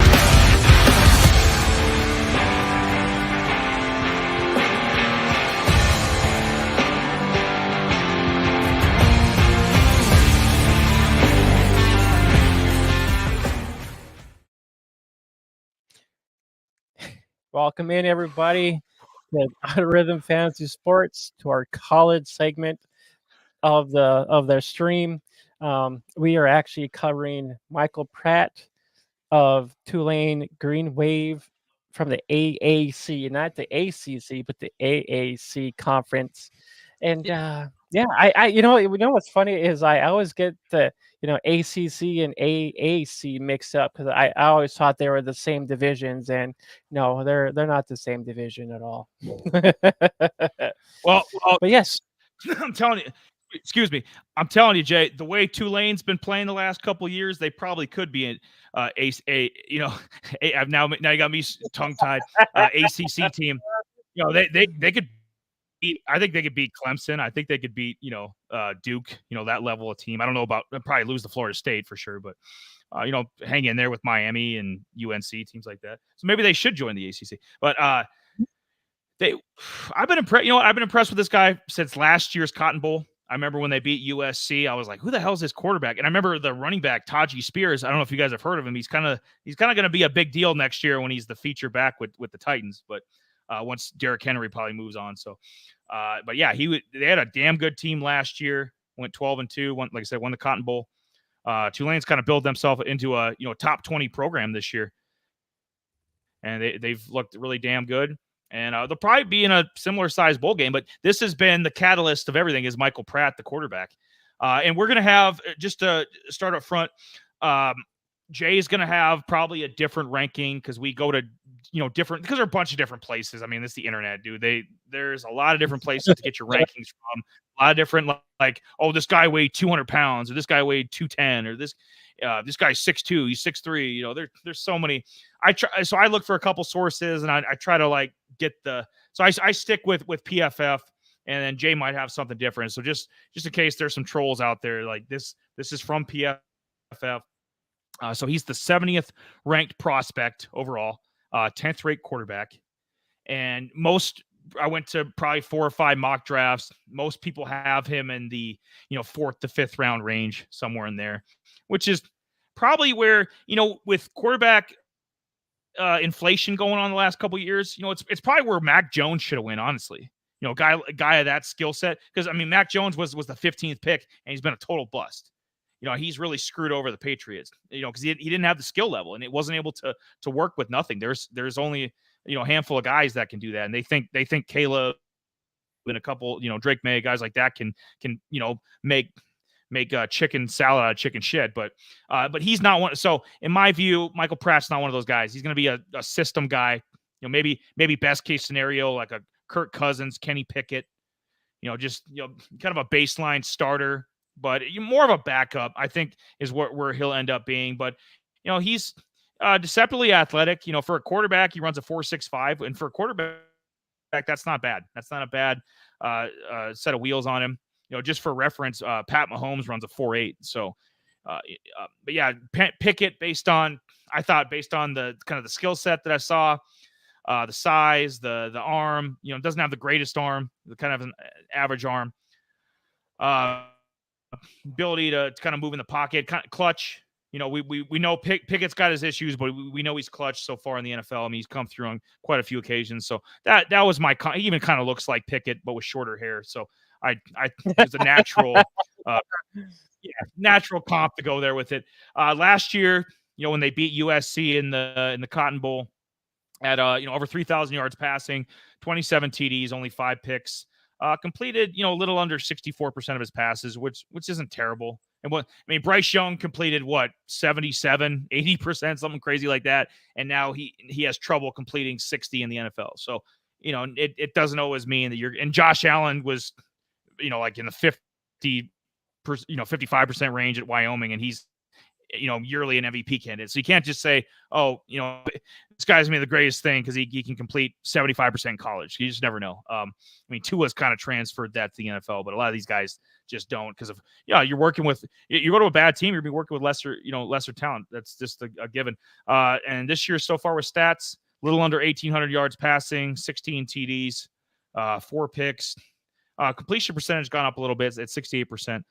Like I said, I like what I see. I don't think he's got a high ceiling in the NFL. This could be, but if he ends up in a draft next year, which he will, and then how we tie this in with the fantasy, in a dynasty league, he'll be on your, I think, taxi squad, practice squad level. And then a guy you could raise up. If there's Aiden O'Connell, for example, 4th-round pick. Aiden O'Connell isn't great or anything, but he's starting games right now. This could be next year. This could be Michael Pratt next year. He could end up in like Arizona. Like if they move off Kyler or Kyler gets hurt or something happens to the rookie, if they draft one, they Caleb or something, and they got to put in Michael Pratt. Michael Pratt could be starting games the middle of next year. I think he's going to be good enough to do that. I just don't think he's got a very high ceiling, but I'll see what Jay has to say about it. Yeah, for sure. Yeah, it's Pratt overhand. He's actually as you mentioned, he's 6'3". He's actually I think he's 220 or whatever. But a lot of my stats and statistics I actually get from is the ranking stuff I actually get from College Football Nerds, which is not a bad site at all. It gives a lot of the what they do average wise, what they do kind of total wise, offensive wise and stuff like that. Yeah, I didn't actually look at what Tulane offense wise, what they were in the country anyways. But I just mostly looked at what Michael Pratt did, which right now, just in the country overall, his completion percentage is 68, which is 22nd best in the country. I mean, that's top 25. I mean, that's top 25 percentage. You're talking, with guys like Penix and Caleb Williams and Drake Mays and stuff like that. I mean, Jaden Daniels, so I mean, a lot of JJ McCarthy. So I mean, he's up there with a lot of these guys, especially in the completions. Yards per attempt, that's 9.9. That's actually ninth best, in the country, which is just, I'm like, what? No freaking way. I mean, there's no way that he could be like passing, 9 yards per attempt and completing all these, but with his completion percentage being 68%, I can see it. I can see why he does that. And then his touchdown, he actually got 16 touchdowns on the season, which is 47th overall, best in the country. He's only throwing 4 touchdowns so far this year, which is not bad overall, because I think total-wise, he's maybe only throwing I think 15-ish or even less than that, like just career-wise. But he's 72nd overall with passing yards of 1,791 passing yards so far on the season anyways, but he is more like he is like a 2,600 yard passing quarterback, give or take. I mean, that's the last couple of years that he's thrown. He hasn't thrown over 3,000 yards total. But I actually, a crazy funny thing, actually had to take a look quick. I know some of us are fantasy college, players as well. So I actually went and took a look at where he's ranked at in the AAC. He's actually sixth best in fantasy football with like 700 or 178 points total. So that just kind of gives some, just some statistic wise where he's at in the country wise, which is why he's a NFL prospect for this upcoming year. And the crazy funny thing I kind of mentioned to you already is he's actually the first recipient to actually get a invitation to the Senior Bowl this year. The first guy before anybody else. He's the first guy at the Senior Bowl. It's like, here you go, buddy. You got an invitation to the Senior Bowl. Because I think the coaches, in their view, they can help this guy. I think they see, like, I do. Aiden O'Connell, another mature guy, can step in day one, doesn't have a high ceiling, but he's starting games. Raiders might make the damn playoffs, man. Like, Pratt's in that same mid round. He's gonna, you're gonna get a bargain for him. People question Brock Purdy. Ended up in the right 7th round pick. Ended up in the right system, and now Brock Purdy's, he's going to be piloting a playoff team. So you don't always have to be the level of prospect of a Trevor Lawrence or Andrew Luck, some guy like that. You can get value in a 4th, 5th round guy like Michael Pratt, especially. Yeah, they don't just send the first invitation to the Senior Bowl just to anybody.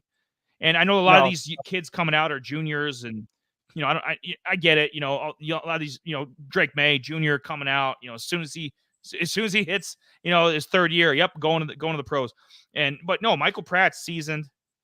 Bo Nix, another guy, been in college forever. I think his 6th year, another mature guy can step in day one. Bo Nix has obviously got a higher ceiling, but I like a lot of these mature seasoned guys like Pratt and Nix for I don't know where do you think would be a good fit? Where do you think like a backup, someplace that could use a good backup that can move a little, he's accurate, can move a little bit.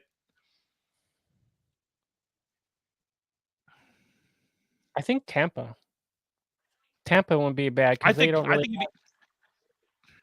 I would love if we, Jay. I would love if we took them both together. I would love if we took Bo Nix and Michael Pratt. Took one in the 1st or 2nd round, and then took the other guy in the 4th or 5th. And kind of like a situation. Remember the Washington back in 2012? They took RG3 and Kirk Cousins. Kind of puts you in a good situation where, like, okay, we trust both these guys, and we're getting some serious value for Michael Pratt, because I mean he's arguably, dude, he's the best quarterback, and they've had some pros. I mean, they had Patrick Ramsey. He played like 20 years ago with Washington and Jets. He was with a couple teams. JP Losman, I remember him with the Bills, 20-ish years ago. There was another guy too. I'm not thinking of Sean King from the Bucks. He went to the NFC title game one year with the Bucks when we had a great defense. So Tulane's had some pretty good quarterbacks that have made the pros. This guy might be the best of them. So I think he's gonna be under. Like, I think people are gonna overrate Caleb, and they're gonna overrate a lot of these other guys, just overinflate them. I think they're gonna undervalue a guy like Michael Pratt. Yeah, right.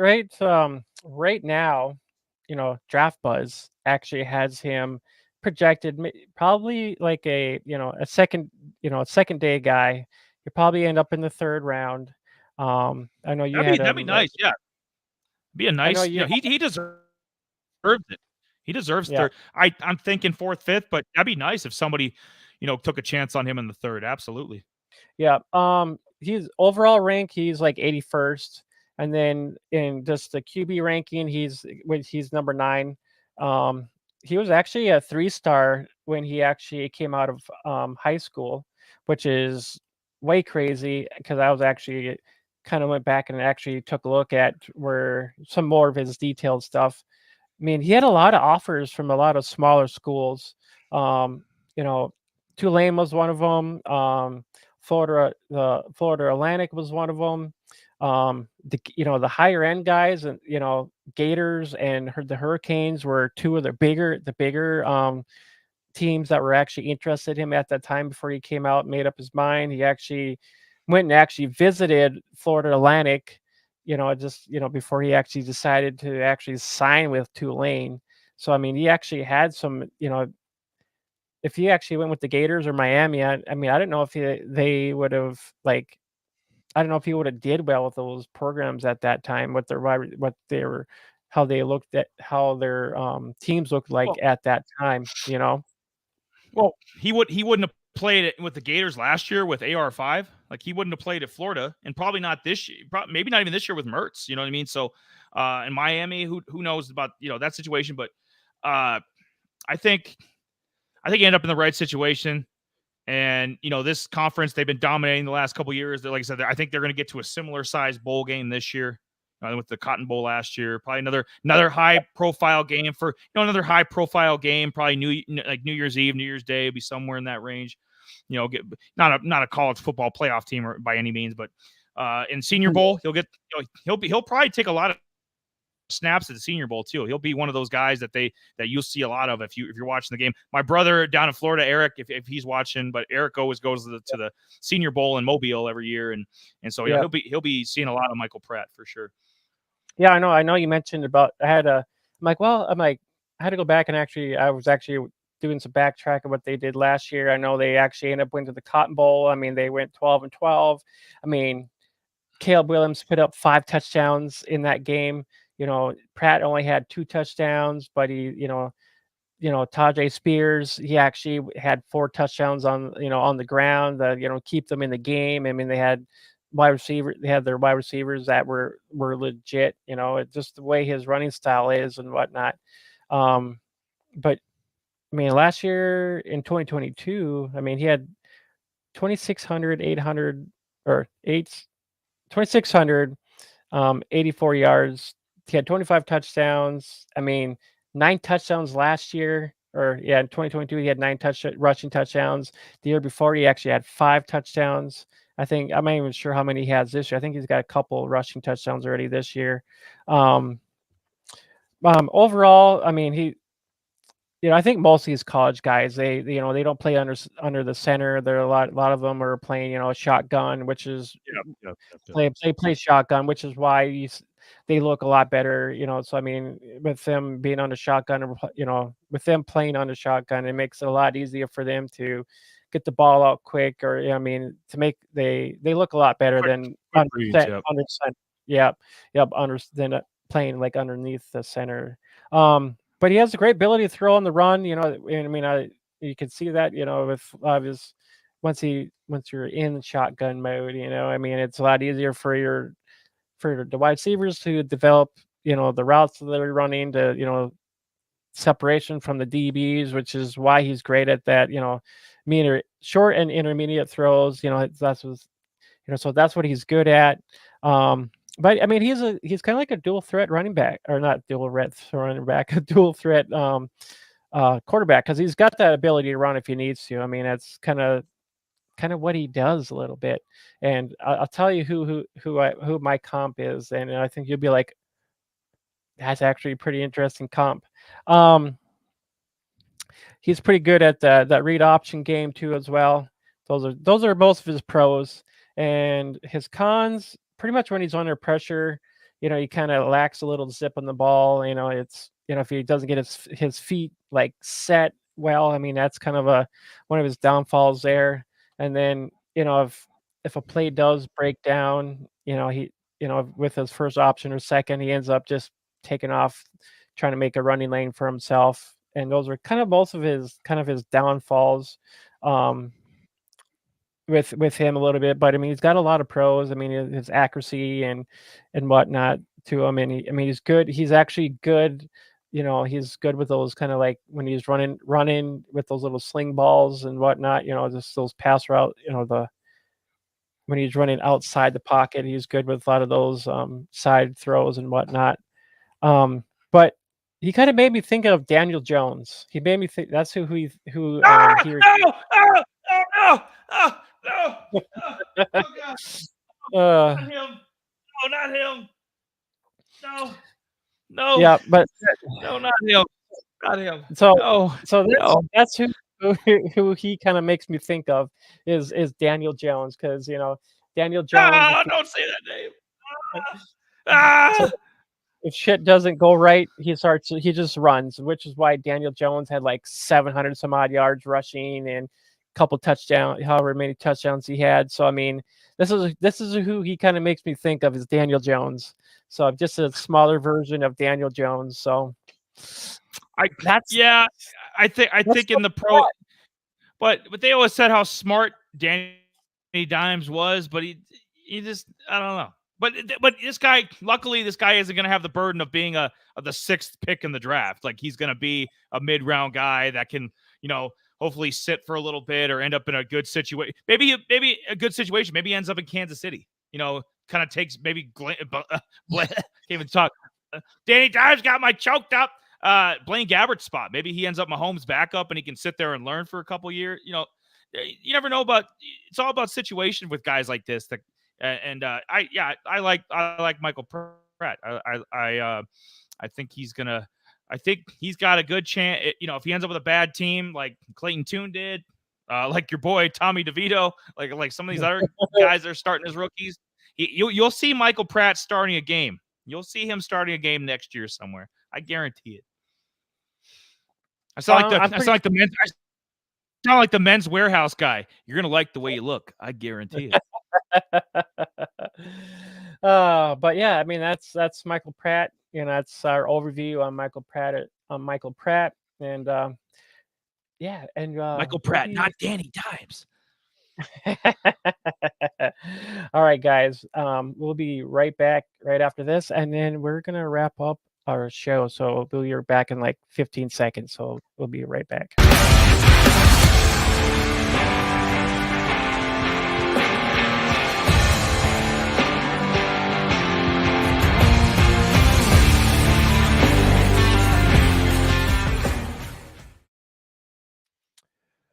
Oh, well, our show is coming to an end, and I think we had a pretty good stream. We pretty much gave overviewed the weekend.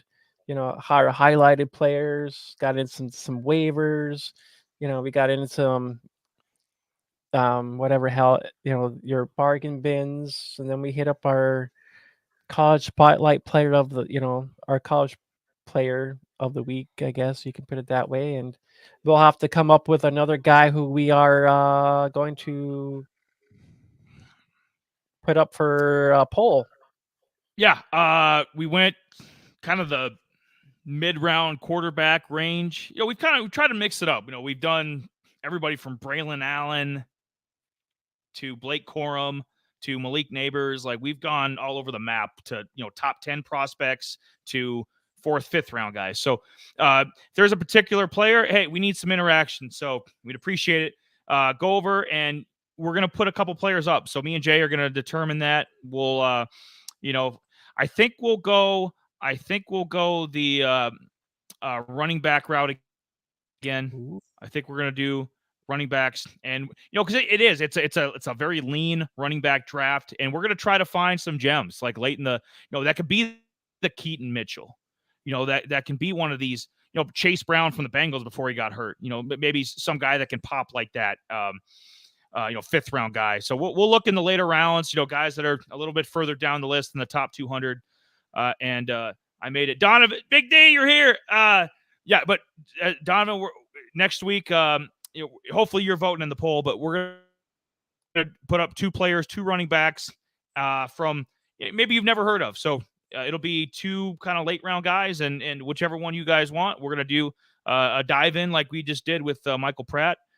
And I think in Thanksgiving week, that will be Thanksgiving week, actually. So hell, maybe we'll do 2 streams. Who knows? I'll be up with in Aberdeen for maybe with Jay too. So who knows? Maybe you might get 2 streams that week, but for sure next Tuesday we'll be back again. Yeah. And I just want to thank everybody that tuned in. It gets to be, people got other stuff going on weeknights. We get it, but we appreciate everybody that did tune in. And like I said, the content's more friendly than it was before, because you can go back and rewatch this episode or any of the previous episodes on Spotify. Like, we're on Google Play, Apple Podcast, Google Podcast, Podbean. We're a bunch of different places. Discord, we always got good discussions going on over there. So we're a bunch of different places. YouTube, obviously, Facebook, we're on, we're a bunch of different places. We got, what was I gonna say? So we got a poll coming up. We got, I think we might do something a little different in 2 weeks again. So I know we said this week we were going to try to do Monday and Tuesday. Didn't work out like that. I ended up out of town. So, but yeah, possibly in 2 weeks, we'll try to do another Monday, Tuesday back to back and kind of split these up again. But the show is more user friendly than it was before, because we have a lot of breaks in the segments now. So when you do go back and rewatch it, or if you weren't watching it tonight and you want to, oh, hey, I just want to see the waivers segment. Now it's easier for you to do that. Now just go to the whatever minute 10 segment of our video, and then you can just go and watch that. Or you want to see the college spotlight, you want to see the beginning part where we kind of review games and talk about some of the players that popped in week 10. That's at the beginning, so it's a lot more user friendly now, and that's all thanks to Jay. He put that together. So, but yeah, thank you for everybody tuning in. Yeah, if you tuned in, and even though pretty much the comment section was pretty much dead, but oh well, it is what it is. People are gonna come and go, and It was Bear. There was no Twisted Tea, baby. Yeah, Donovan. It was, I'm going to watch this twice tomorrow. Yeah, once I put all the little time codes in there. He redeemed himself. He redeemed himself. Yeah. 2 shots, bartender. There we go. So hopefully everybody go back, and I'll try to put time codes in before I go to work here if all possible. You guys can catch the little waiver part on here on our streamer and whatnot. If not, it'll be uploaded too as well as its own video. So, but yeah, I think that's it. I think that's time for us to get the hell up out of here. We appreciate the few comments that we did have. We will more likely see you guys next Tuesday for our week 11 recap and week 12 waivers. So we will see you guys then. So catch you guys later. I'm Jaymie. That's Eli. We're Odd Rhythm. We'll catch you guys later. See ya.